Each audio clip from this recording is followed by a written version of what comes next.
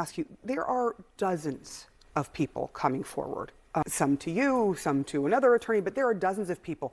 What stood out with these three men to you that made you say, you know what, we need to file this case? The patterns. The patterns. Whenever you have a serial abuser, they follow a pattern. Harvey Weinstein had a pattern. Sean Combs has a pattern. And with all three of them, the stories are a little different, but the pattern's always the same. Come into my orbit, have a drink, you get woozy, take a rest, wake up to being sodomized. That was the pattern. And it was the same in every single story. And the details that they told you, can you give me a sense of, was there some detail that sort of stuck with you that said, I have to go forward with this? Well, I think the person who was his gopher really struck me when he regained consciousness and Sean says to him, I'm almost done, held still. And that struck me. That was a powerful recollection, and I was struck by it, and just the rawness and the arrogance, actually, that went along with it, and the entitlement. So that was the one that really stuck with me.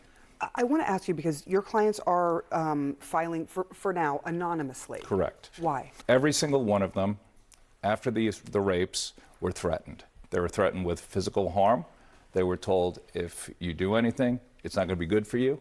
And Sean Combs is not somebody who runs around with a bunch of choir boys, and those threats are very real to all of these men. One of them knew him from the neighborhood, knew the people he ran with, and knew that these were not empty threats. These were not a bunch of lawyers in offices somewhere. These are guys who can follow through, make your life end, cause you physical harm. So they were terrified.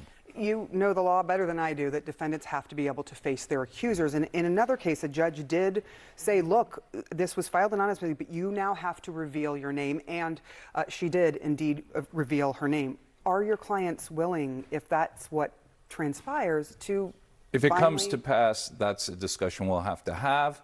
I think my own personal opinion as somebody who represents people who are the survivors of abuse is there's another device by which the abusers try to abuse them and intimidate them. So I think, frankly, if it was me and I was in Washington or I was in Albany writing the law, I would say any abuser should be able to proceed anonymously, but that's just not the law. They leave it to a judge. We know that there are several cases going simultaneously, Correct. Including a criminal case. Has anyone contacted you or your clients from the federal government, from federal investigations, to ask for details? Not at this time. Not at this Not time. This no. time. Okay. No. But we only filed it, in the last few days. I know you saw what Combs has said about your clients. Full of lies. These stories are full of lies. What do you say to him and his attorneys? Well, what else are they going to say? They're not going to say they're true. They're going to say the typical thing that's said in every single one of these cases, that these are untrue, it's made up, it's phony, it's just a monetary shakedown. What else can they do? He's sitting in lockup in Brooklyn right now, charged with these very same things. And he really has no defense other than to badmouth the people who are suing him, badmouth the lawyers, and that's what he's doing. Your case stands out in several ways, but it highlights men talking about, what they say happened and talking about sexual abuse. How difficult is it for the clients to talk about sexual assault? And how often how rare is it for men to come forward? Well, the one thing I've learned is statistically 9% of all rapes in this country involve men that are reported. I think it's no different for men than women to come forward. I think anytime somebody's a victim of sex abuse, it's difficult. It's